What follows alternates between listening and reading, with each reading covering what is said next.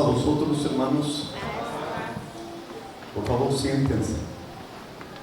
Estuvimos haciendo una consideración del capítulo 2 del libro de Génesis, donde nuestro Dios establece que por tanto el hombre dejará a su padre y a su madre y se unirá a su mujer.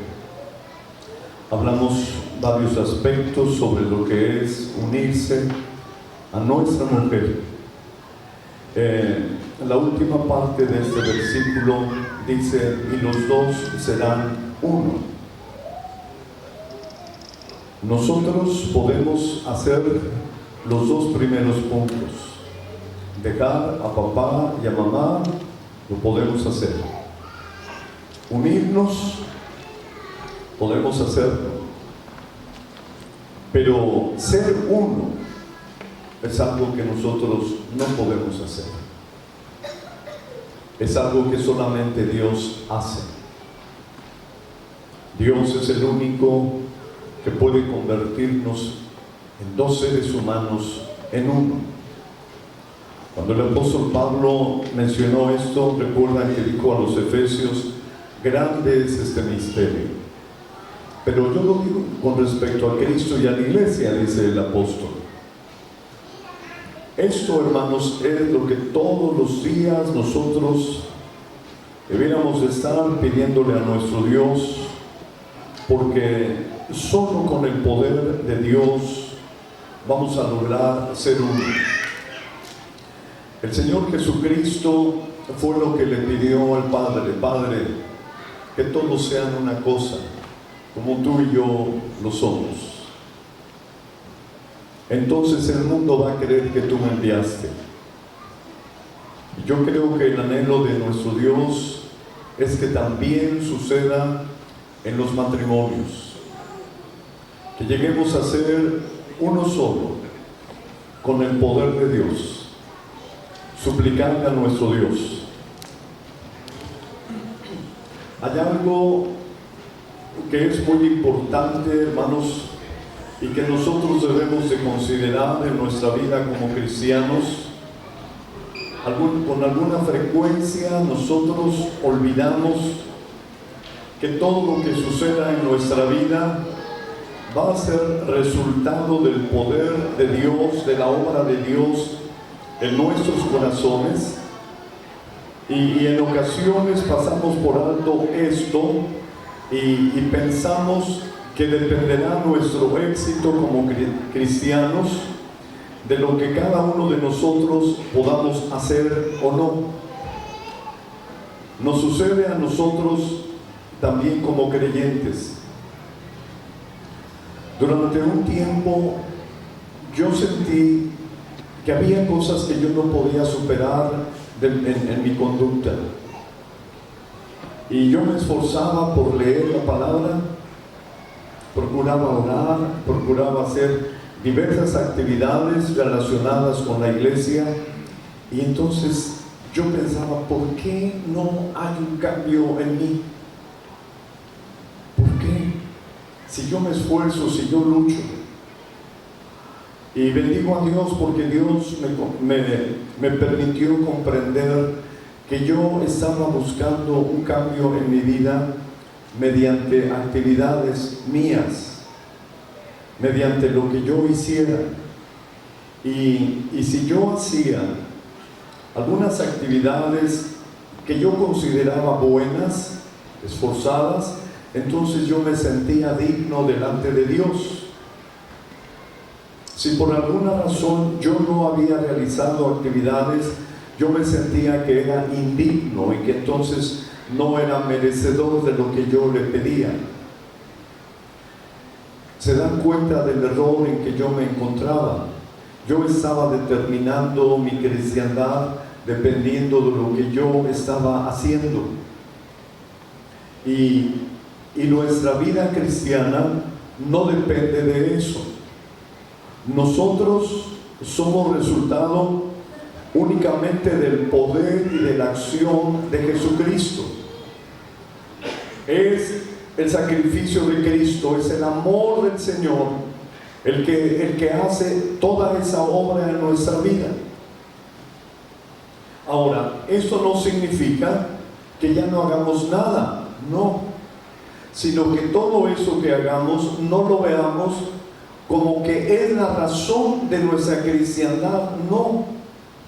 La única razón debe de ser Jesucristo, y todo lo que por su gracia podamos hacer debe de ser la consecuencia de que Él vive en nosotros. Ya no es mi esfuerzo, ya no voy a medir mi dignidad ante Dios por lo que yo haga, sino siempre voy a saber que Dios me va a ver a mí a través de Jesucristo. Porque yo he buscado a Jesucristo, porque yo he aceptado el sacrificio del Señor. Y entonces el Señor me presenta ante Dios. Y cuando Dios me ve, me va a ver a través de Jesucristo. Y entonces Dios siempre me va a considerar digno porque me ve a través de Cristo. Si yo me mantengo en la fe del Señor, si yo siempre estoy refugiándome en su sacrificio, en el amor tan grande que Cristo Jesús tiene por mí. Lean conmigo en Deuteronomio capítulo 9.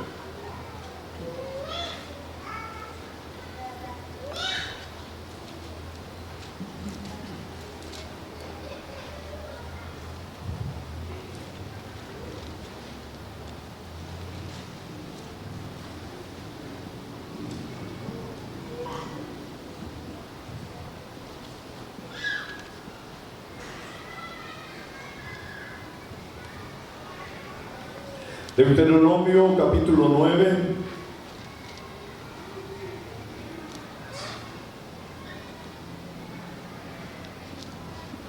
versículo 5. No por tu justicia, ni por la rectitud de tu corazón, entras a poseer la tierra de ellos. Mas por la impiedad de esas gentes, Jehová tu Dios las echa de delante de ti. Y por confirmar la palabra que Jehová juró a tus padres, Abraham, Isaac y Jacob. Por tanto, sabe que no por tu justicia Jehová tu Dios te da esa buena tierra para poseerla. Que pueblo duro de cerviz eres tú. ¿Se dan cuenta cómo la gracia de Dios se mostró desde el principio en su relación con su pueblo? Algunos interpretan que la gracia de Dios fue solamente hasta Jesucristo. Dios todo el tiempo ha tratado a la humanidad con su gracia, siempre.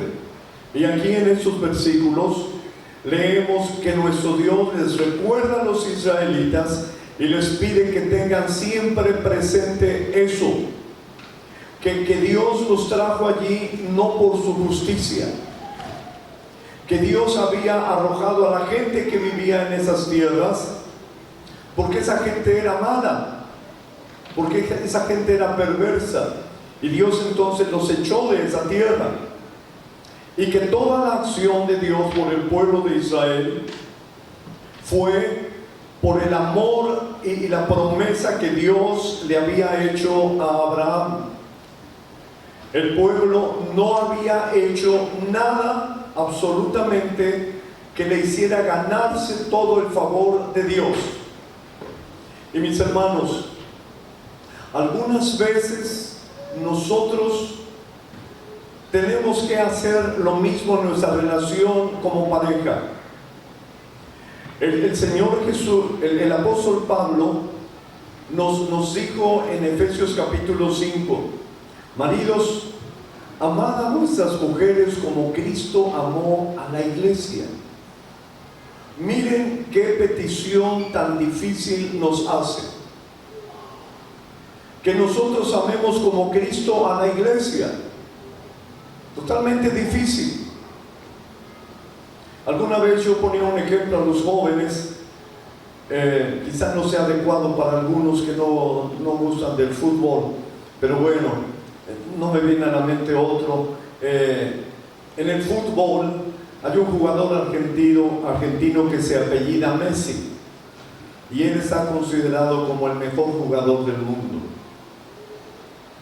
Y yo les decía, imagínense que alguno de ustedes que le gusta el fútbol llega con el entrenador de un equipo y le dice: me gustaría jugar en tu equipo. ¿Cuál es la condición para que yo forme parte de tu equipo? Y el entrenador le dice: puedes jugar en mi equipo con una única condición. ¿Sí? Dígame cuál es. Que juegues igual que Messi. ¡Wow! ¡Qué requisito! ¿Cuándo ese muchacho podría jugar igual que Messi? Son habilidades de cada persona. Aquel hombre hace movimientos increíbles que son parte ya de su naturaleza, y le piden a alguien que juegue como Messi. Qué difícil petición. Algo similar sucede, pero en un grado superlativo. Maridos, amen a sus esposas así como Cristo. ¿Por qué pone el apóstol a Cristo como ejemplo? Porque no encontró entre los seres humanos a un ser humano que pudiera ponerlo como ejemplo y decir: ah, mira, como el hermano fulano trata a su esposa, así deben de ser todos. No encontró alguno. Y entonces tomó la figura más sublime, el amor más grande, y dijo: así como Cristo amó a la iglesia. ¿Qué vio Jesucristo en nosotros para amarnos? ¿Qué le hizo a Jesucristo enamorarse de nosotros? Si a nosotros alguien nos preguntara: ¿cuándo fue cuando tú comenzaste a sentirte atraído por quien ahora es tu esposa? ¿Qué fue lo que te atrajo de ella? Y todos podríamos decir: ¿qué fue lo que nos atrajo? A lo mejor existen matrimonios, pero muy raros, aquellos que se realizaron como antes se realizaban, nada más acuerdo de los padres, y de pronto: te vas a casar, mija, con este señor. ¡Ey, espera! Es que ya di mi palabra y tienes que cumplirla.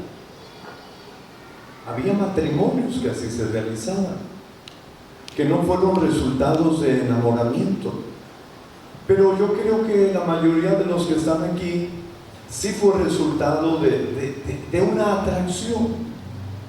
Algo les atrajo, que comenzaron ustedes a interesarse por esa persona, a anhelar ver a esa persona. Se disfrutaba estar con esa persona.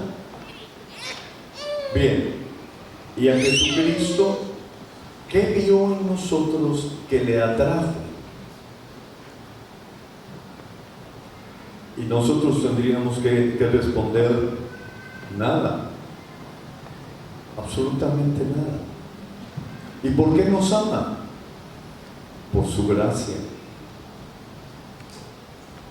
porque Él ama. Y nos pide que así amemos a nuestra esposa. Hay esposas que se comportan de tal forma que no nos queda más que amarlas, porque son tan atentas, tan tiernas, tan cariñosas, que no podemos hacer otra cosa. Pero hay otras que realmente uno dice: no puedo amarla, me está tratando de esta manera, me está causando este dolor, no puedo amarla. Y entonces, como no la ama, pues la maltrata. Porque cuando uno ama a alguien, no lo maltrata, maltrata lo que uno aborrece, lo que uno quiere. Es en esos momentos donde nosotros tenemos que recordar: ámala como Cristo amó a la iglesia. Tal vez tu esposa está pasando por un momento en el que no hace nada para que tú la ames, pero tú debes amarla. Pero es que no siento nada. No, es que la gracia no es porque sientas algo. Si no, no fuera gracia. La gracia es solamente un regalo. La gracia es solamente un don de bondad hacia alguien necesitado. Y sé que cuando esa mujer pase, Dios la ayude a superar ese momento crítico de su vida, y tú estés a su lado, te va a amar, te va a dar las gracias, porque la soportaste, porque no la dejaste en los momentos más difíciles de su vida. Algunas veces las mujeres hacen todo lo contrario a lo que desean. Hay veces cuando alguien dice: te odio, no quiero volver a verte, no es cierto. Lo dice en un momento de ira, de enojo, pero por dentro está pidiendo que no se la crea, que no lo vaya a tomar en serio. Y a lo mejor algunas veces lo que hacen es ver hasta qué tanto la amas, hasta qué tanto es tu amor, qué tanto le vas a soportar. Y cuando pasas la prueba, ella sabrá que la amas, porque llegó al límite y tú allí te mantuviste por gracia. No estaba haciendo nada para amarla, fue por gracia. Miren, vamos a leer en la primera carta a los Corintios, en el capítulo 10.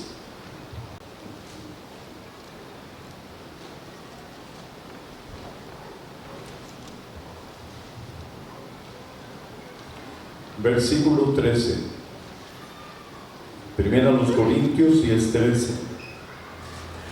No os ha tomado tentación sino humana, mas fiel es Dios, que no os dejará ser tentados más de lo que podéis llevar. Antes dará también juntamente con la tentación la salida, para que podáis aguantar. Generalmente los matrimonios que se deshacen, ambos o uno u otro va a decir: ya no aguantaba,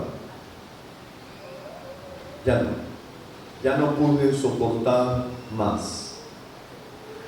Pero a los que hemos creído en Cristo, el Señor nos dice algo que jamás debemos olvidar.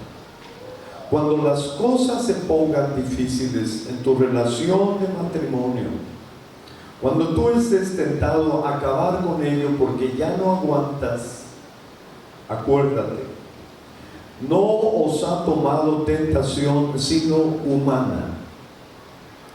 Aquí la palabra tentación en nuestro lenguaje, como nosotros lo interpretamos, la palabra más adecuada sería prueba, un momento de prueba, porque nosotros generalmente asociamos tentación con una invitación al pecado.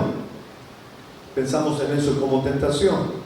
Y prueba lo interpretamos un momento de dificultad en el que se está midiendo nuestra madurez como creyentes.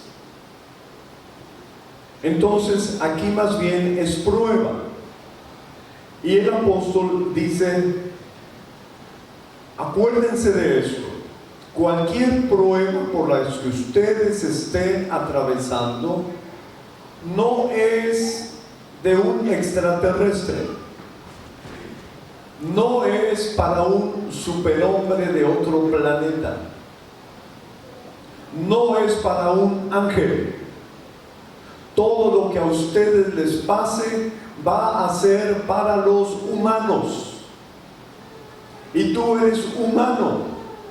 Y Dios solo permite que tú atravieses por dificultades que como humano puedas enfrentar y resolver con su ayuda. Entonces, aunque tú pienses, no, yo creo que soy el único, nadie en la vida ha de sufrir tanto como yo, no pienses eso. Hay otros que quizá están en una situación peor que la tuya. Eso es lo que establece primero el apóstol. No les ha venido un momento de prueba que no sea humano. Es humano. Y si es humano, entonces ustedes lo van a soportar. Siguiente. Más fiel es Dios. Dios no te va a abandonar. Ayer les dije lo que el Señor Jesús le dijo a la iglesia. Miren, la iglesia del primer siglo estaba pasando por momentos verdaderamente difíciles. Roma los perseguía hasta llevarlos a la muerte. Y es posible que varios creyentes se preguntaban, ¿y dónde está Jesucristo? Por más que clamamos al Señor, parece que no nos hace caso. Siguen llevándose a nuestros hermanos, a mis hijos, a mis padres, al esposo, a la esposa, al Coliseo romano, a ser devorados por las fieras, a ser quemados en las hogueras. Y clamamos a Dios y no se detiene esto. ¿Qué pasó? La iglesia estaba en esa situación. Y cuando la iglesia está pasando por el momento más difícil, el Señor Jesucristo deja oír su voz. El libro de Apocalipsis no fue resultado de una inspiración a Juan. Los demás libros Dios les inspiró que escribieran. Desde luego que también es palabra de Dios. Pero en el libro de Apocalipsis, como que tenemos de manera más directa la misma palabra de Dios. El libro comienza diciendo que es la revelación de Jesucristo que Dios le dio para que Él la hiciera saber a su ángel, y su ángel a Juan, y Juan a la iglesia. Entonces surgió esa carta desde el corazón mismo de Dios. Su pueblo está sufriendo y Dios habla, y Dios les dice: yo sé lo que les pasa,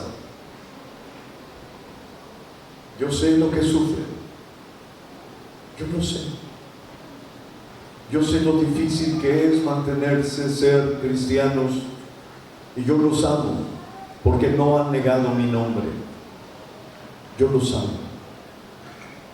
Mi hermano, mi hermana, cuando estés pasando por momentos críticos, acuérdate que el Señor te dice: yo sé lo que tú estás pasando.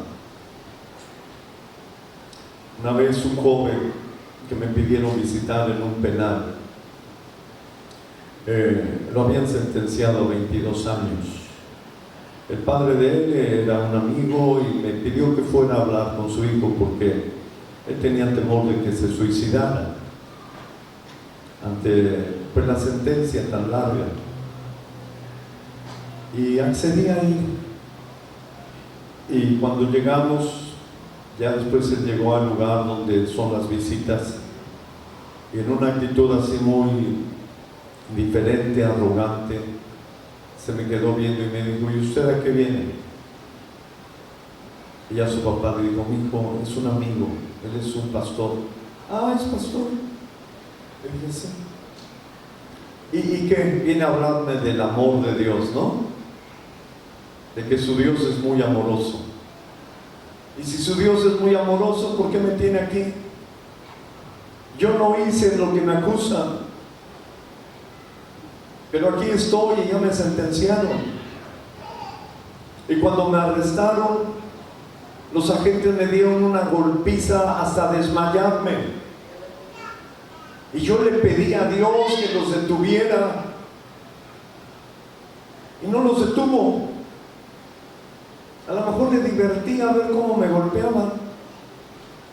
O a lo mejor su Dios estaba volteado y cuando yo le pedí no se dio cuenta. Estaba lleno de dolor ese pobre muchacho, lleno de frustración. Lo habían visitado otros pastores y al escucharlo hablar de esa manera, terminaron por querer exorcizarlo. Porque decían, el diablo, ¿cómo se atreve a hablar de Dios así? Y me dijo, ¿usted también me va a exorcizar? Le dije, no, mijo, no vengo a eso. Dice, me viene a hablar del plan amoroso de Dios. Pues, ¿qué planes? Los de Dios. Si esos son sus planes, que no me incluyen sus planes a mí. Así que era solo dolor el pobre muchacho. Dijo, ¿por qué estoy aquí aunque yo no lo debo? Y le dije, pues pregúntaselo a Dios. Dijo, yo no te puse aquí. ¿Tú crees que Dios lo hizo? Pregúntaselo. Y Dios te va a responder. Porque Dios sabe lo que estás viviendo y Él te conoce. Pero es necesario que tú creas en Él. Si tú no crees en Él, va a ser muy difícil que lo escuches. Muy difícil. Hermanos, benditos sea Dios, este muchacho cambió su actitud. Yo creo que en su desesperación se buscó a Dios. Y el Señor hizo en verdad un milagro. Yo regresé un año después y lo vi en un funeral de su abuelo. Y le pregunté, ¿te dieron permiso? Me dijo, no, estoy libre, hermano. Estoy libre. Bendito sea Dios. Ya no pregunté más detalles, pero me dio alegría verlo en otra actitud distinta a la que él me había recibido allí en el penal, con toda su amargura, con todo su dolor, porque él sentía que Dios no estaba allí. Alguna vez, hermanos, ustedes van a sentir eso, que por más que oran, por más que piden, parece que no sirve para nada. Nunca lo piensen así, hermanos. La Escritura dice, Dios es fiel. Fiel es Dios. Dios sabe lo que te está sucediendo. ¿Y por qué no lo detiene? No lo sé. Pero Dios te conoce. Y Dios permite que algunas veces pasemos por momentos para que lo busquemos a Él. El pecado del pueblo de Israel y de muchas otras naciones, ustedes pueden verlo a través del libro de los profetas. Cuando Dios le habla a Israel, le habla también a Egipto, le habla a Babilonia, le habla a los moabitas, en fin, a todas las naciones de esa región, Dios les habla y es el mismo común denominador. Dios los azotó porque ellos vivían en una maldad total y los azotó para que se volvieran a Él y no se volvieron a Él. Dios le dijo a Israel, les envié sequía, les envié pestes, les envié plagas de insectos y ni así se volvieron a mí. Traje a los babilonios, pueblo feroz y cruel que no perdona a nadie, y ni así se volvieron a mí. Todas las cosas que Dios hace tienen un propósito. Algunas veces nos parece cruel, pero algo es cierto y que nosotros debemos de tenerlo presente. Dios es fiel. Ayer les dije, revisen si lo que ustedes estén pasando es porque ustedes han dado ocasión a ello. Entonces pidan a Dios ayuda para modificar. Pero si ustedes consideran que no son culpables, que ustedes han hecho todo bien y aún así sufren, entonces dice el apóstol Pedro, den gracias a Dios. Qué difícil es darle gracias a Dios por cosas así. Miren, mi carácter, yo recuerdo que desde que soy niño ese es mi carácter. Me incomoda mucho la injusticia, en mí o en otros. Cuando yo veo que a alguien se le trata con injusticia, no puedo quedarme callado. Y no importan las consecuencias.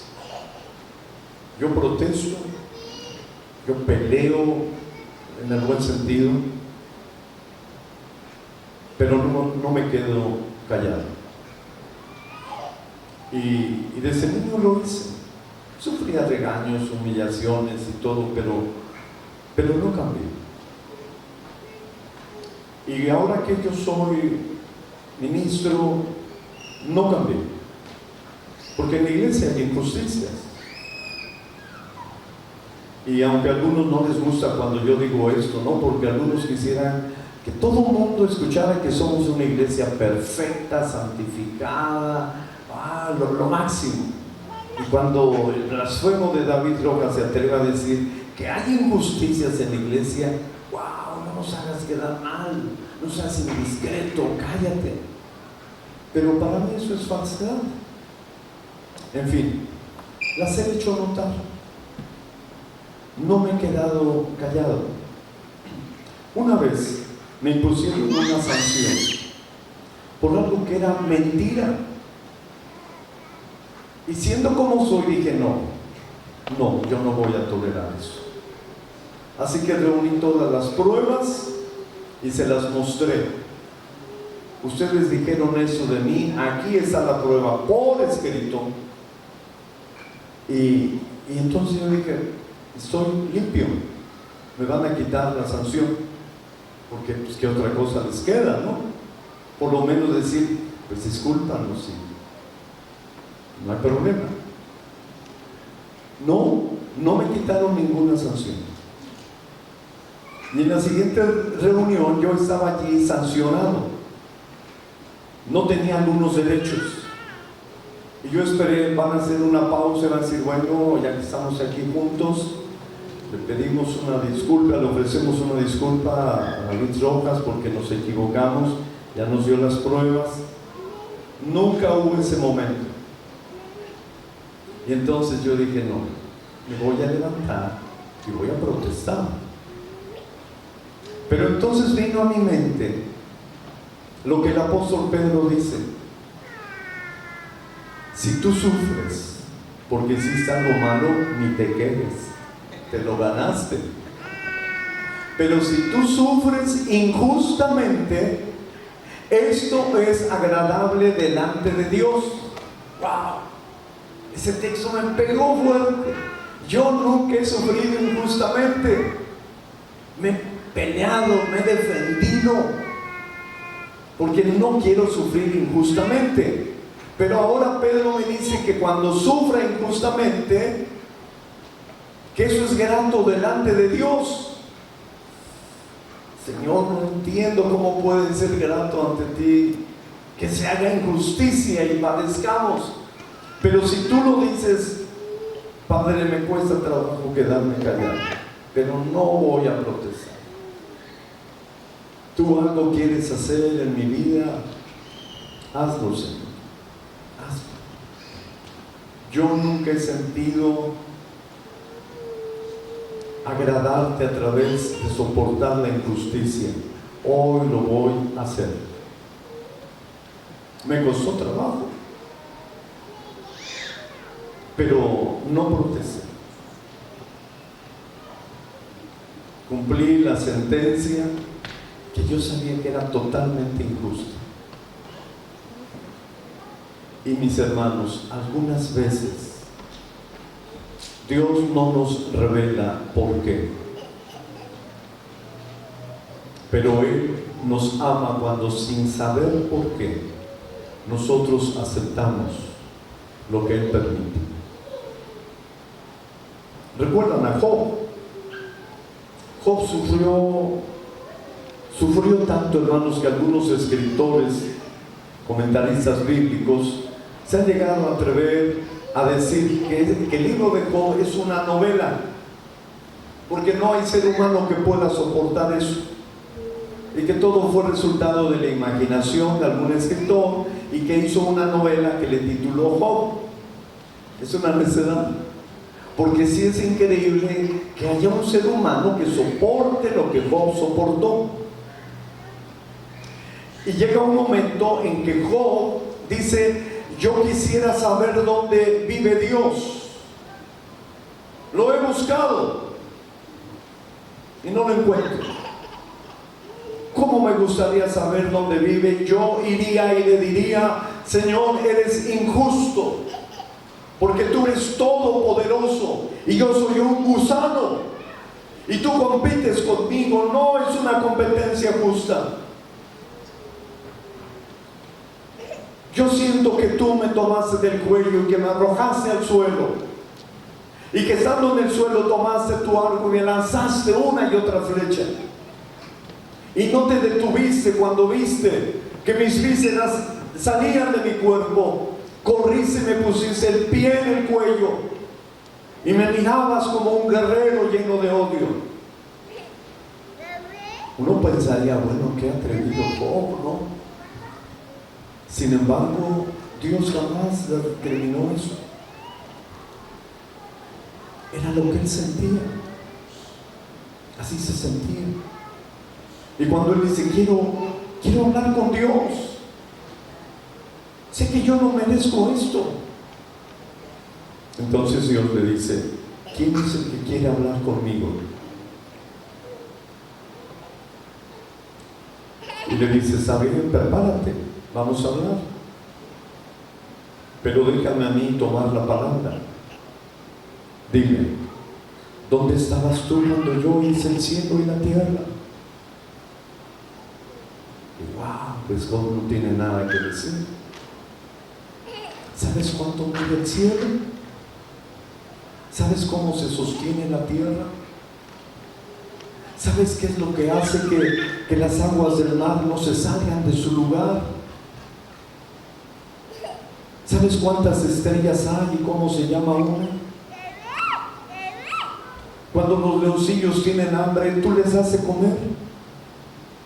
Cuando las cabras monteses van a parir, tú estás allí cuidando que nazcan bien. Tú riegas los bosques. Tú les das de comer a los millones de peces. Y yo creo que con cada pregunta que Dios le hacía a Job, pues Job se sentía más pequeño y más pequeño. Y cuando Dios termina de abrumarlo con preguntas, Job dice: de oídas te había oído, pero ahora mis ojos te ven. Perdóname, yo era como una bestia cerca de ti, no entendí. ¿Cómo es que Job llega a esa conclusión? Nosotros esperaríamos que si Job quiso hablar con Dios, Dios le dijera: Job, ven aquí, déjame platicarte. Mira, es que una vez vino Satanás y yo le dije que si te conocía. Él me dijo: sí lo conozco. Y le dije: ¿te has dado cuenta que no hay otro hombre como él? Ah, pues sí, pero porque le das todo. Pero quítaselo y vas a ver si te siguen sirviendo. Entonces Job, yo le dije que te quitara todo y que tú ibas a seguir fiel conmigo. No me hagas quedar mal, Job. Uno esperaría eso, ¿no? Y entonces Job: ay, Señor, gracias, me lo hubieras dicho. Pues no, Señor, no te apures, cuenta conmigo. Dios nunca le explicó a Job nada. Nosotros lo sabemos porque ahí está en la escritura, pero Dios a Job jamás le explicó por qué de su sufrimiento. Y no obstante, Job dijo: Señor, de oídas te había oído, pero ahora te veo. ¿Por qué? Porque todas las preguntas que Dios le hizo a Job, Job llegó a la conclusión: Si Dios cuida de los animales, de las plantas, de los peces, de las estrellas, de la tierra, ¿no podrá cuidar de mí? Claro que sí. Si Dios sabe todo, Él sabrá lo que me está pasando. Claro que sí. Entonces, ¿por qué estoy desesperado? Él sabe lo que me pasa. Perdóname, Señor. Perdóname. Y hermanos, algunas veces quizá tendremos que hacer eso. No sabemos por qué estamos sufriendo. Aunque decimos, yo no he hecho nada para provocar eso. Y estoy sufriendo. Dios es fiel, dice el apóstol. Primero, lo que estás pasando es humano y por tanto lo vas a soportar. Segundo, no te olvides, Dios es fiel. Dios sabe lo que estás pasando. Dios lo sabe, no te apartes de Él. Siguiente, no os dejará ser probados más de lo que podáis llevar. Aunque tú digas, ya no puedo, sí puedes. Porque Dios nunca permitirá que te pongan una carga que tú no puedas. Va a ser muy difícil, tal vez llegue a su límite. Tengo un amigo que vive en California. Él fue de las fuerzas SEAL del ejército de los Estados Unidos. Y platicando alguna vez con él me dice, hermano, yo no sabía de lo que era capaz. Cuando entramos a hacer la prueba éramos 500 y se fue haciendo una selección poco a poco, y de esos 500 entramos a la capacitación solamente 27, y de los 27 solamente aprobamos 10. Yo entre esos 10. Nos pusieron, hermano, en temperaturas extremas de frío. Yo pensé, me va a dar una pulmonía, me voy a morir aquí. No, hermano, soporté. No nos dejaban dormir y nos ponían tareas así adormilados, resuelve estos cuestionarios. Y yo tenía que estar concentrado. Y lo pude hacer. Así medio adormilado, nos ponían tiro al blanco y teníamos que estar disparando y acertando. Yo nunca imaginé que fuera capaz de aguantar tanto el hambre, tanto el sueño, tanto el frío, tanto el calor. Y precisamente ese es el examen allí, hermano. Porque ellos dicen, nadie se sienta mal por ser rechazado. Ustedes no tienen la culpa. Sus cuerpos no están capacitados para esto. Solo determinados cuerpos resisten esto y nosotros queremos encontrar esos cuerpos. Ustedes no tienen la culpa. Entonces no se vayan fracasados. No es cuestión de voluntad de ustedes. Es de la condición de su cuerpo y estamos buscando esos cuerpos especiales que resistan todo esto. Eso es lo que hacen en el ejército. El Señor está llevándonos a nosotros algunas veces a situaciones extremas para mostrarnos su gracia, para mostrarnos que en esa situación que nosotros decíamos, ya no puedo, pudimos hacerlo. Pero a diferencia del ejército que dice, por mi esfuerzo, por mi cuerpo, nosotros tendremos que decir, por el poder de Dios.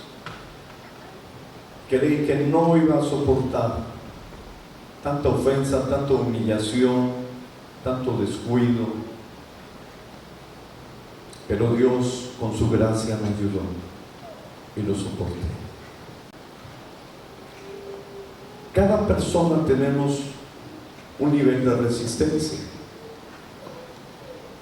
Yo con cierto esfuerzo quizá puedo aguantar 50 kilos sobre mis hombros.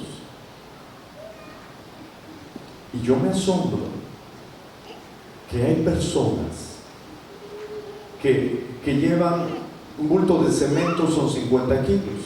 He visto personas que cargan 4 o 5 bultos de cemento.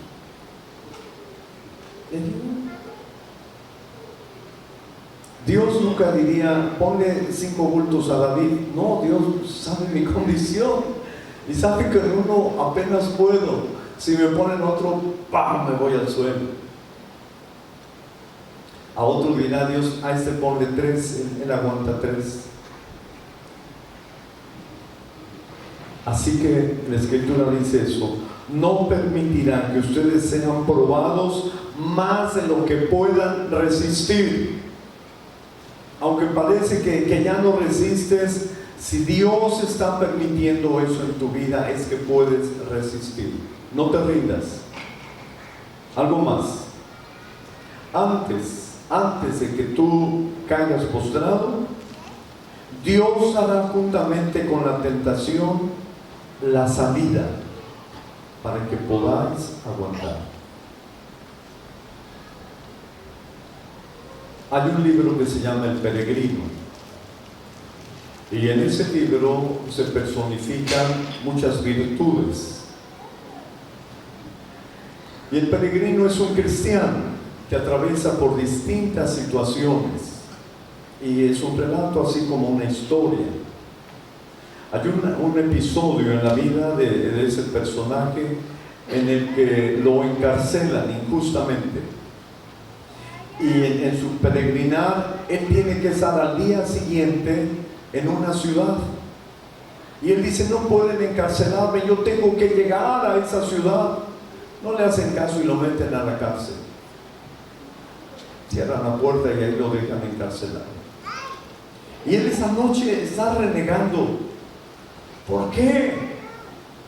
¿Por qué si yo tenía que salir para ir a esa ciudad? Dios sabe que iba a hacer algo bueno.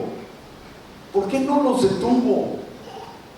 ¿Por qué Dios no hace un milagro y me saca de esa prisión para que yo vaya y cumpla con el compromiso que tengo? Y así pasa la noche aquel hombre. Al otro día llega un guardia y jala la puerta y le dice: puedes irte. Y él se queda sorprendido. Dice: ¿nunca cerraste la puerta? No. ¿Así estuvo toda la noche? Sí. Pudiste irte a la hora que quisieras.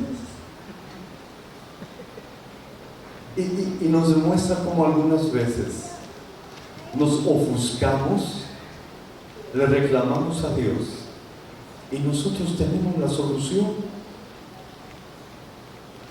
porque el Señor dice: te va a dar la salida. Aunque parezca que no hay salida, que ya está todo acabado, Dios te va a dar la salida. En la Biblia abundan episodios donde Dios lleva al pueblo a situaciones en las que dicen: estamos perdidos, ya este es nuestro fin. Para ver qué hace el ser humano cuando se encuentra así. ¿Se acuerdan qué hizo el pueblo de Israel cuando llegaron a un momento en el que dijeron: ¡alto! Allí está el mar, ¿cómo vamos a cruzar? No hay barco. ¿Y ahora qué hacemos? Pero la cosa se puso más difícil cuando alguien dice: ¡miren! Y vieron el polvo allá que denotaba que era un ejército, una caballería que venía en contra de ellos. Los egipcios vienen tras nosotros y no podemos huir ni escondernos. ¿Qué hay que hacer? Clamar a Dios. Pero no hicieron eso. ¿Qué hicieron? Querían matar a Moisés. ¿Para eso nos trajiste? Sí, yo ya lo sabía, yo lo sospeché, yo ni quería venir, porque algo me olía mal. nos ha traído para matarnos aquí. Y Dios le dijo a Moisés: extiende tu vara hacia el mar. Y uno de los salmos dice: el mar te vio, Señor, y huyó delante de ti. Dios descendió, hermanos. Y cuando el mar vio a Dios, el mar huyó, se hizo a un lado, y Dios iba delante de ellos. No lo vieron, estaban ofuscados. Otra vez, Eliseo es el que ha ayudado al rey de Israel y le ha revelado lo que el rey de Siria hace en secreto. El rey de Siria en secreto hace planes para derrotarlos, para ponerles una emboscada. Eliseo lo sabe por revelación de Dios y le manda a decir al rey de Israel: mira, no pases por ese camino, porque allí te están esperando para tenderte una emboscada. Y el rey de Israel entonces toma otro camino. Llega el momento en que el rey de Siria dice: ¿quién de ustedes me está traicionando? ¿Por qué, Señor? Todo lo que nosotros hacemos en secreto, el rey de Israel lo sabe. Alguno de ustedes le está llevando información. Y así que alguno dice: no, Señor, te somos fieles. Lo que sucede es que en Israel hay un profeta de Dios. Él sabe lo que nosotros hacemos y él le revela al rey nuestros secretos. ¿Dónde vive ese profeta? Pues está viviendo en una ciudad que se llama Dotán. Vaya por él y mátenlo. Así que ellos llegan en la noche y para que no escape rodean la ciudad.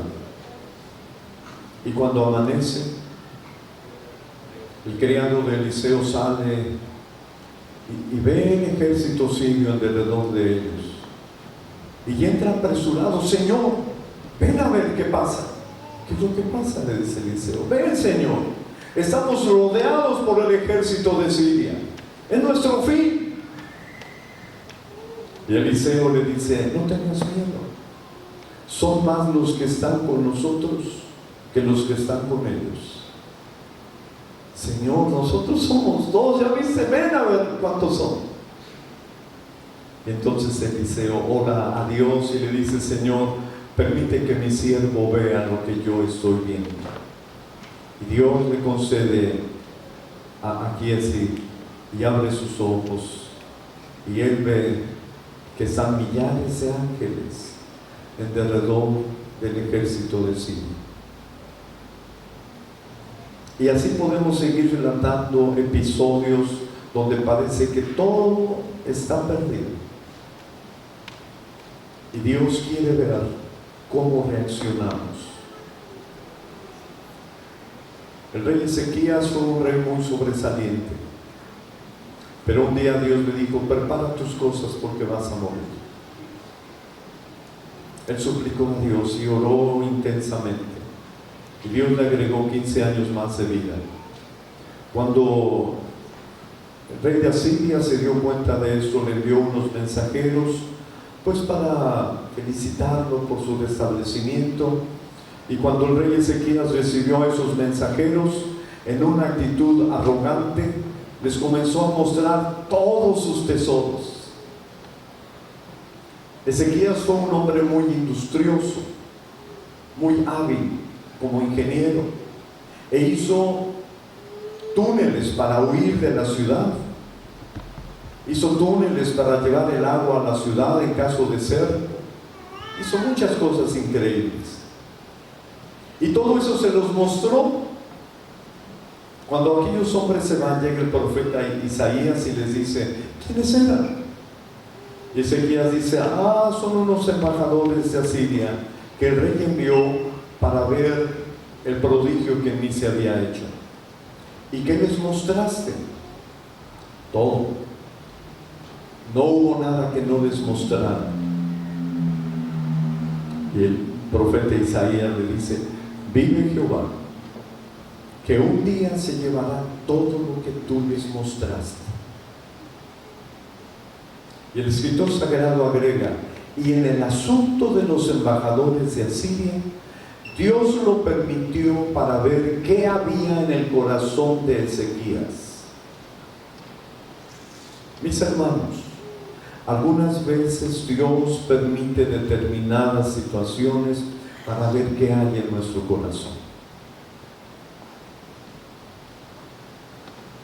Cuando ustedes estén atravesando por un momento difícil, acuérdense, Dios quiere ver de qué estoy hecho.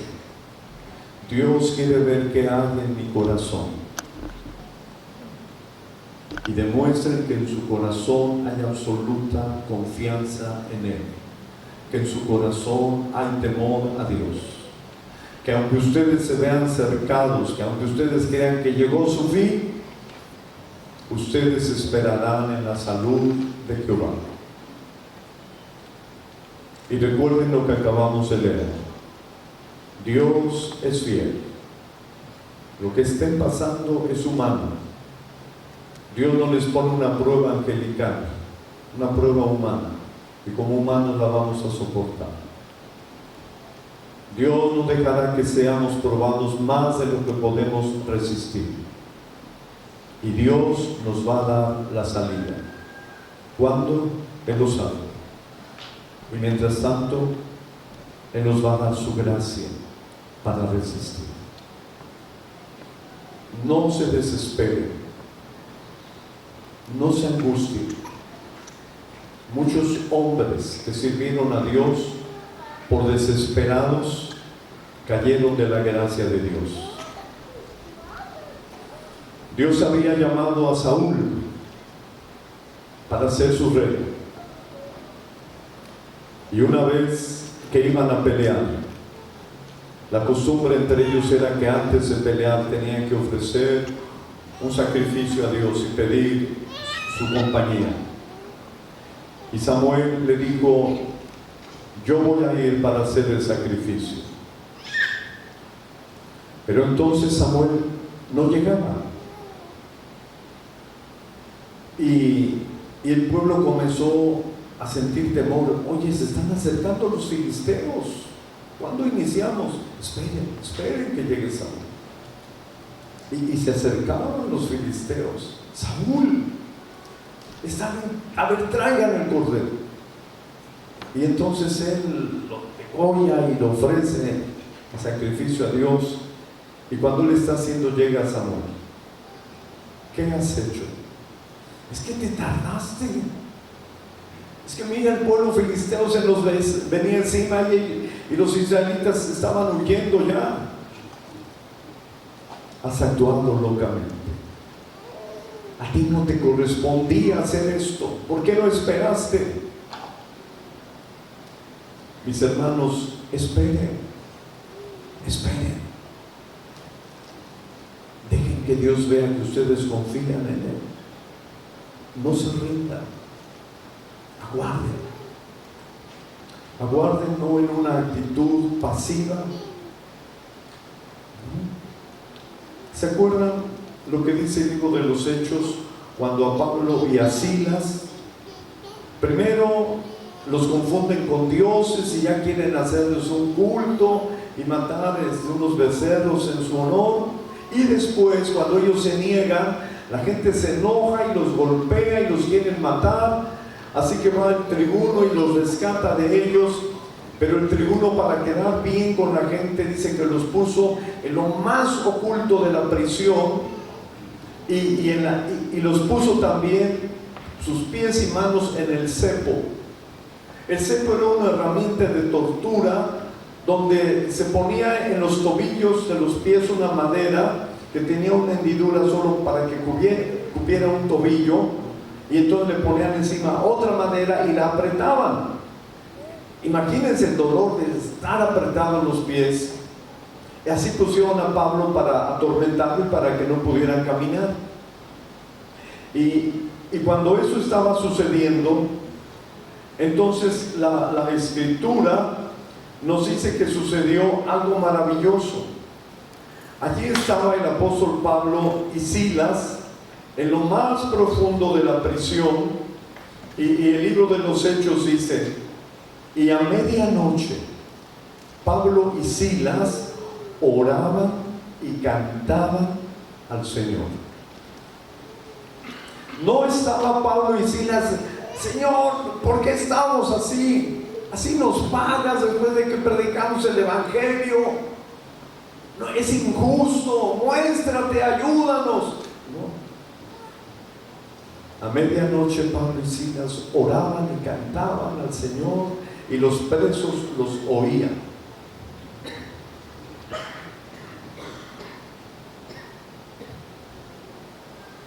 Y entonces Dios obró el milagro. Mis hermanos, cuando las cosas estén más difíciles,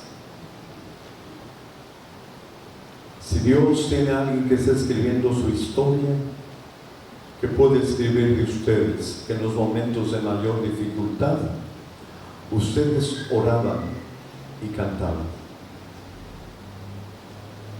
Y entonces Dios se va a mostrar. No se rindan. Amen por gracia. Así como Cristo amó la iglesia. Y vosotras mujeres, sed sujetas a vuestros maridos. ¿Qué es esto? Es respeten a sus esposos.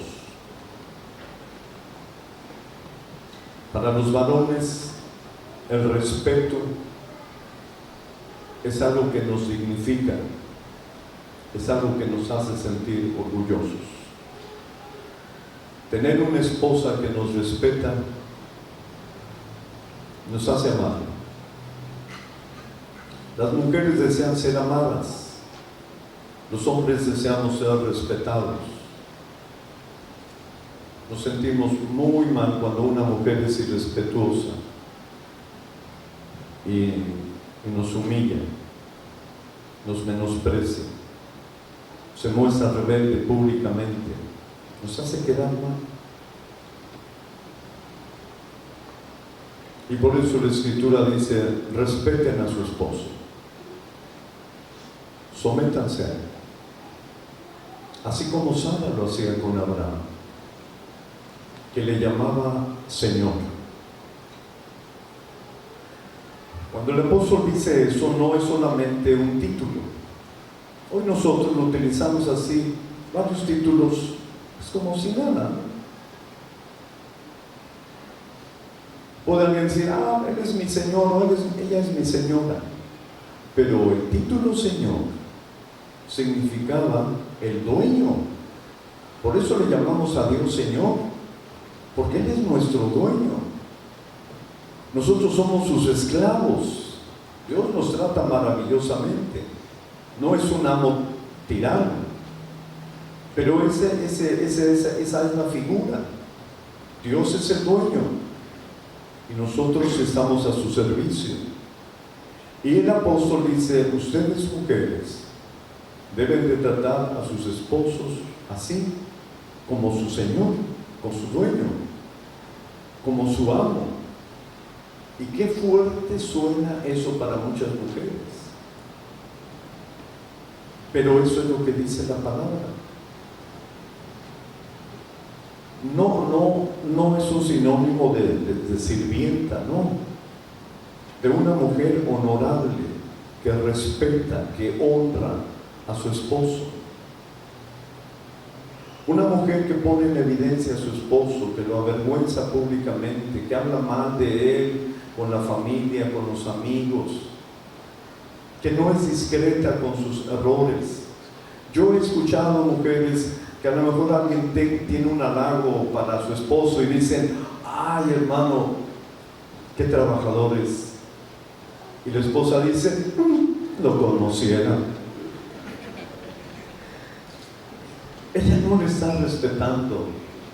Si alguien tuvo un halago, bendito Dios, qué bueno que dicen eso de mi esposo. A lo mejor en casa no lo es igual, pero primero Dios, un día va a ser en casa igual de trabajador. Pero cuando lo evidencia públicamente, es candil de la calle, oscuridad de su casa. Eso no es respetarlo. Cuando él ha cometido un error, usted lo sabe y guarda silencio, él lo agradece. no lo está encubriendo, está siendo discreta con el error que él cometió. Le está dando oportunidad de enmendar, y eso se valora. Que usted sabe el secreto de su esposo y lo conserva, porque está esperando que él cambie, que él reivindique ante Dios. No como Dalila, ¿verdad? Que el momento que Sansón le reveló el secreto, ¿qué hizo ella? Fue de inmediato a revelar el secreto de aquel hombre que lo volvió un inútil, una burla. Las esposas no deben de ser como Dalila. Dalila ocasionó que a Sansón le sacaran los ojos, que lo hicieran un juguete, una burla. Cuando los filisteos tenían fiesta, traigan a Sansón para divertirnos con él. Su esposa lo llevó a esa condición, desde luego su desobediencia, pero su esposa contribuyó mucho. Lo llevó a esa situación en lugar de que ella lo hubiera enaltecido, no. Entonces, mis hermanas, oren a Dios. Oren a Dios por su esposo. No se desanimen. Los esposos también no se desanimen. Y unos a otros vamos a amarnos en la gracia de Dios. Nosotros cantamos en la gracia de Dios. Nosotros le damos a Dios gracias por tratarnos así. Pero todo lo que Dios hace, lo hace para que nosotros lo imitemos. El versículo de Pablo a los Efesios es: sed imitadores de Dios como hijos de Él amados. Entonces, si Dios nos trata con gracia, yo debo de tratar con gracia. Pero vivimos en un mundo donde no existe la gracia. Algunas veces nosotros tratamos a nuestros hijos sin gracia. Si tú me sacas estas calificaciones, te voy a comparar esto, te voy a dar esto. Si no, nada. Si tú haces esto, yo te doy esto. Si no, nada. ¿Y la gracia? Desde luego que nosotros tenemos que motivar a nuestros hijos a que sean responsables, a que sean empeñosos. Esa es nuestra responsabilidad. Pero el cariño no se debe condicionar a que mi hijo sea muy brillante, que sea el número 1 en la escuela, a que saque puros dieces. Cada muchacho tiene su propio talento. Y cuando no logren lo que nosotros queremos, hay que tratarlos con gracia. Hay que darles y amarnos por gracia, porque así nos trató Dios. Así debemos de tratarnos entre nosotros. Finalmente quiero decirles, hermanos, muchas veces hay problemas en el matrimonio por causa de los hijos. Y eso no debe suceder. La educación a los hijos debe estar basada en la palabra de Dios y en común acuerdo de ustedes. Los hijos perciben cuando alguno de los dos es débil.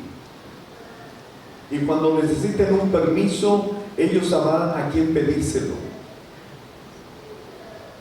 Pero cuando los hijos vean que ustedes son un solo frente, no les va a quedar más que obedecer. Si tu esposo tomó una decisión que te parece a ti demasiado severa o injusta, no se lo hagas ver delante de tus hijos. Acéptalo. Y después a solas dile: oye, me parece que exageraste. Me parece que el castigo fue excesivo. Y dale tu punto de vista y lleguen a un acuerdo. Pero no lo hagas delante de tus hijos, porque entonces ellos sabrán que tú estás de su lado.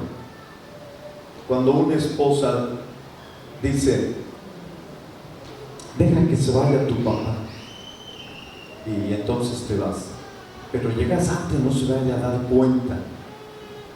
Cuando los hijos trabajan en un matrimonio así, donde el papá o la mamá ocultan algo, esos hijos crecerán confundidos.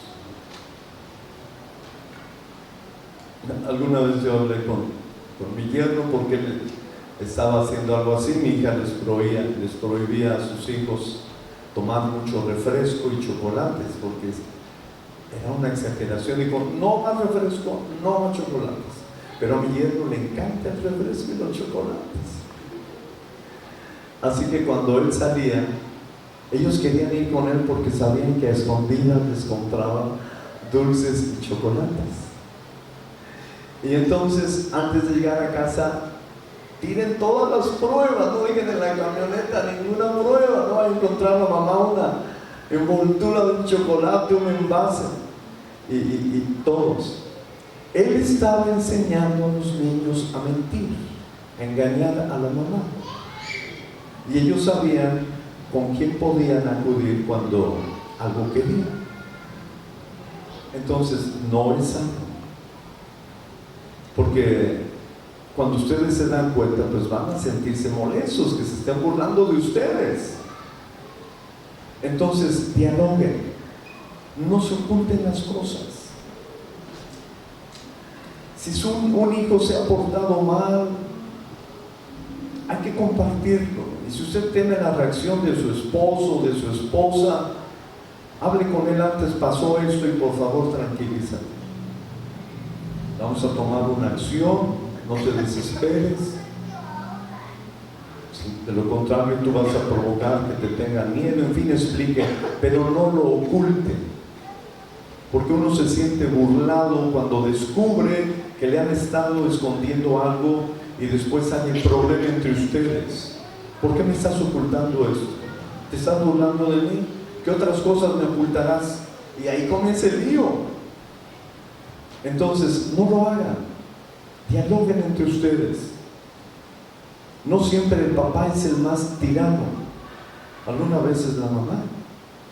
Yo escuché una vez a un hermano que me decía, no hermano, si usted se diera cuenta, mi esposa, cuando castiga a mis hijos, casi los mata a golpes. Y le dije, ¿y tú qué haces? No, yo me salgo porque a mí me toca. Y tú no vas a decir, oye, tranquilízate, te vas de la casa. Entonces, es el papá o la mamá algunas veces los que se exceden en su ira. Hay que hacer un bien común, hay que hacer las cosas como Dios nos pide. Y concluyo con ustedes recordándoles, he estado enfatizándoles, hermanos, Dios es lo más importante en nuestra vida. Dios y su palabra, solo Él. Si ustedes obedecen a Dios, honran a Dios como Él es, Dios los va a prosperar a ustedes. Él dice en su palabra, yo honro a los que me honran, y los que me tienen en poco serán viles. No menosprecien a Dios, no traten a Dios como un ídolo. Él es un Dios todopoderoso, que todo lo sabe, que todo lo ve, que todo lo escucha, que sabe aún lo que pensamos, que discierne las intenciones y lo más profundo del ser humano. Él es el único que nos entiende. Vayan con Él, confíenle toda su vida a Él, busquen en Él fortaleza, nútranse de su palabra, lean la palabra, léanla con sus hijos, léanla ustedes a solas, memoricen esa palabra. Es importante que ustedes tengan la palabra en sus corazones. Es importante que cuando ustedes discutan, cuando ustedes tengan dificultades, siempre recurran a la palabra. El apóstol dice, la palabra de Dios sea el árbitro entre ustedes. Qué maravilloso, hermanos, que cuando tenemos un conflicto, no es tienes que hacer las cosas como yo digo. ¿Y por qué como tú? Yo también tengo derechos. Se hace un pleito bárbaro. Cuando tú tomas la palabra y dices, mira, Dios dice en su palabra esto. Muchas veces yo he tenido que guardar silencio cuando me leen la palabra. Y algunas veces mi esposa tiene que cambiar su actitud cuando le recuerdo la palabra. Cuando le digo, Dios está escuchando lo que me estás diciendo. Dios está aquí con nosotros, no se te olvide. Y todo lo que tú haces, Él lo está observando. Y decir eso, hermanos, es volver a las razones de tener, cuando existe el temor de Dios. Si no hay temor de Dios, ahorita no me saques a Dios, ahorita no metas esas cosas, ahorita estamos nosotros. Pues es que no hay temor de Dios. Dios está involucrado en toda nuestra vida. Nosotros decidimos ser cristianos, y decidir ser cristianos es que permitimos a Dios meterse en toda nuestra vida, porque lo necesitamos. Algunos cristianos no han entendido lo que es esto, y todavía a algunos les cuesta tanto trabajo acercarse al pastor y contarle lo que está pasando. Le dicen, hermano, pero por favor que la iglesia no vaya a saber. Somos tu familia. No quiero que la iglesia sepa. ¿Por qué? Es que algunos son medio chismosos. Bueno, si alguien peca de chisme, deja que se encargue con Dios, pero confía en tu familia.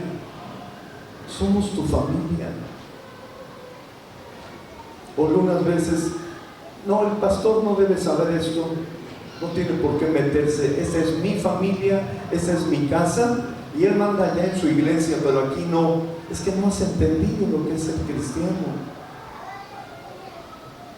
Dios te va a pastorear a través del pastor. En la iglesia de los Corintios había una actitud de arrogancia y de soberbia.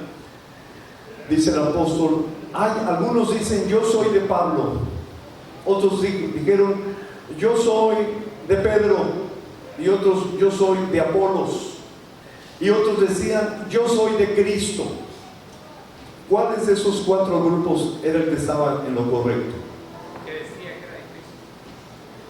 El que decía que era de Pablo, de Apolos, de Pedro o de Cristo. Diríamos así rápido, no, yo, los de Cristo. Pues ni ellos. ¿Por qué? Porque hay creyentes que dicen, usted a mí no me va a pastorear, usted es un hombre común como yo, para mí mi pastor es Cristo, yo soy de Cristo, y el único pastor que tengo está en el cielo. Entonces, cuando alguien asume esa actitud, no está correcto, porque no va a bajar Cristo Jesús. Cristo Jesús va a usar a tu pastor. Así que sé humilde, déjate pastorear por el Señor a través de sus pastores. Pero no, mi único pastor y al único que reconozco es a Jesucristo. Había una anciana muy rica en la iglesia, que ella todos sus diezmos los convertía en una moneda que en México se llama centenario. Eso es de oro puro. Esas monedas, algunos ahorran en oro porque el oro nunca pierde su valor. Actualmente un centenario en México está costando, que serían como unos $1,500. Yo creo que un centenario es el precio. Bueno, esa anciana todos sus diezmos los guardaba, los convertía en centenarios. Nunca daba un quinto a la iglesia. Así que un día un pastor dijo, hermana, usted tiene mucho dinero, ¿por qué no apoya a la iglesia? No hay aquí digno de que yo le dé mis diezmos. Hermana, pero usted sabe que está robando a Dios. No, todos mis diezmos yo los tengo guardados en centenarios, y cuando el Señor venga, a Él se los voy a entregar. ¿Para qué quiere el Señor centenarios? ¿Para qué? Se murió esa anciana y sus sobrinos no tenían hijos, se quedaron con todo. Entonces, Dejémonos pastorear. Tengan confianza. No les tengas que se van a enterar los hermanos. Hermanos, es que ¿quién aquí está en una vida al 100% bien? Ninguno. Algunos dicen, es que en la iglesia no hay ni en quién confiar. Y cuando alguien me dice a mí eso, digo, ¿y en ti se confía? Bueno, tampoco ni. Vamos a hacernos personas confiables. Vamos a pedirle a Dios, Dios, hazme ser una persona confiable. Hazme ser una persona discreta, que cuando yo me entere algo de mis hermanos me duela, sufra con ellos y ore a Dios. No hable mal de ellos, no murmure de ellos, sino que me una a orar a Dios. Y en tanto se logra que eso no te detenga de tú comentar lo que te pasa cuando necesites ayuda. Clama a Dios, pídele a Dios y acepta lo que Dios tenga para ti. Ora mucho a Dios y recuerda, no será por tus oraciones ni por los capítulos que leas, sino por la gracia de Dios. Clama todos los días por ayuda a Jesucristo. Ruégale, Señor Jesús, ayúdame, dame tu espíritu, para que entonces todo lo que tú hagas tenga resultado. Pero sabrás que resultó por el poder de Jesucristo. Escuché a una hermana alguna vez que su hijo me estaba contando cómo fue que Jesucristo lo libró de una vida de maldad. Y me dijo, hermano, si no fuera por el Señor, yo estuviera muerto. Yo llevaba una vida muy mala y Cristo Jesús me tuvo mucha paciencia. A Él le debo todo. Y entonces su mamá dice, ¿y a mí qué? Yo también te ayudé. Yo también te tuve paciencia. Y de pronto la hermana como que recapacitó y dijo, bueno, Cristo Jesús, hermano. Pero a nosotros nos cuesta tanto trabajo aceptar que es Jesucristo y que lo que hacemos es por Jesucristo, no por nosotros. Demos gloria a Jesucristo, alabemos al Señor y muchas cosas van a cambiar en nosotros. Si tú eres el mejor esposo, la mejor esposa, es por Cristo, y entonces Cristo se va a glorificar en tu vida. Pero si tú piensas que eres el mejor y te llenas de soberbia, de arrogancia y menosprecias a tu esposa pensando que se sacó la lotería contigo y que no te merece, las cosas van a andar mal. Pero si tú dices, gloria a Dios, todo lo que tenemos es por su gracia, es por su amor, y todos los días lo buscas en oración y con su palabra, muchas cosas van a mejorar en tu vida. Que Dios nos bendiga, mis hermanos. Dios bendiga todos estos momentos que nos permitió reflexionar. No son todos, no es todo, pero yo creo que lo básico lo hemos visto y ustedes saben qué hacer ahora. Háganlo. Vamos a orar a Dios.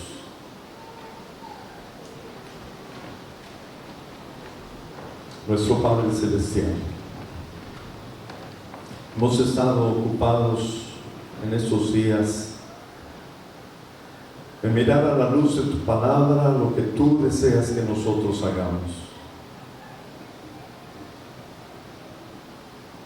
Cuando tú revelaste tu voluntad al pueblo de Israel, ellos dijeron a Moisés, habla tú con él y dile que todo lo que él nos diga lo vamos a hacer. Cuánta arrogancia, Señor. Es tan difícil hacer lo que tú nos pides.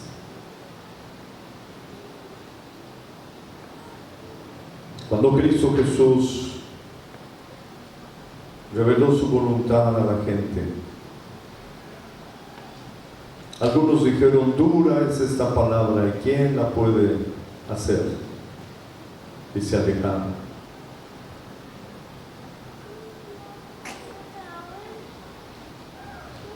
Que si esta tarde Jesucristo nos preguntara, ¿y ustedes qué van a hacer? Que nosotros haya la humildad para reconocer que no haya nadie más a quien acudir. Que no hay psicólogo, ni psiquiatra, ni psicoterapeuta, ni técnicas, ni nada humano que pueda hacer de nosotros buenos esposos. Solo tú tienes palabras de vida.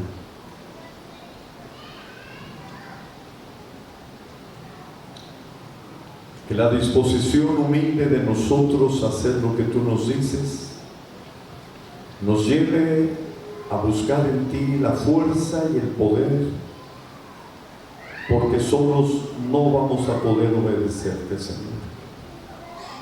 Nuestra carne se rebela contra el Espíritu y el Espíritu contra la carne. Nuestra debilidad nos hace caer en la tentación. Recuérdanos orar, recuérdanos velar, recuérdanos leer seriamente tu santa palabra.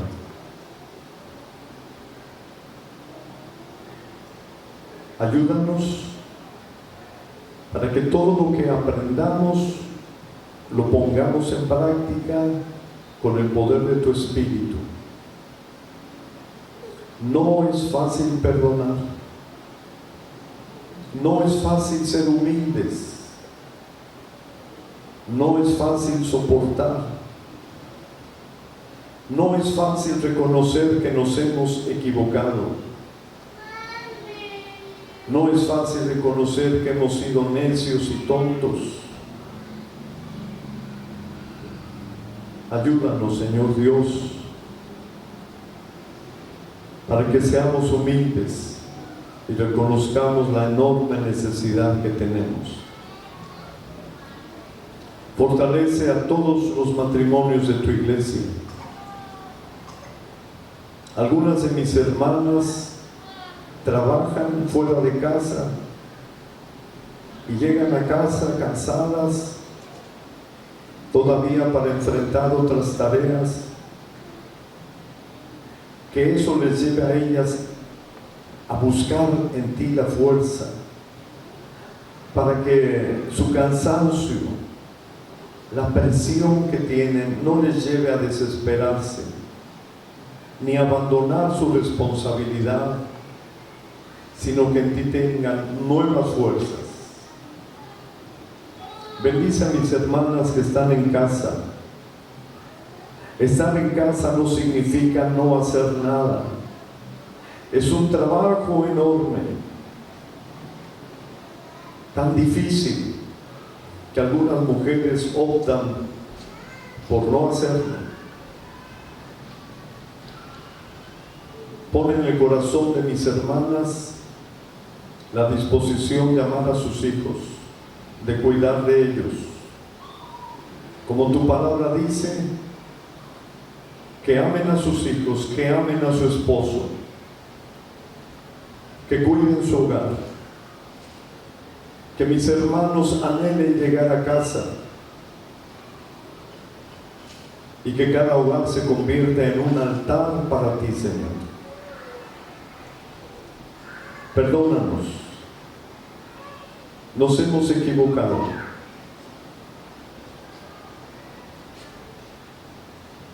Da también, Señor, humildad en nuestra esposa para que nos perdone, en los esposos para que perdonemos y que hagamos una vida mejor delante de ti. Enséñanos a respetar a nuestros pastores y a saber que a través de ellos tú nos hablas, tú nos aconsejas. Bendice al pastor de esta congregación y bendice al pastor de la congregación hermana. Dótalo, Señor Dios, de una doble porción de tu Santo Espíritu. Ellos con amor aman a estos hermanos y piensan en ellos y hacen lo que está a su alcance para acompañarlos, para guiarlos. Renueva sus fuerzas, dale sabiduría, dales el gozo de ver que lo que ellos hacen tú lo fructificas.